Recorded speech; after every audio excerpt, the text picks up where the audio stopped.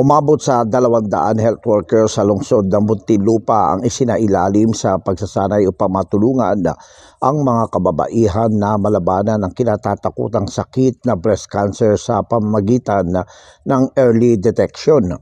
Lumagda sa isang memorandum of agreement ang City Health Office ng Muntinlupa LGU sa pagitan ng I Can Serve Foundation at Muntinlupa Gender Development Office para sa early detection training ng city frontline health workers bilang parte ng pagpapatupad ng ating dibdibin program.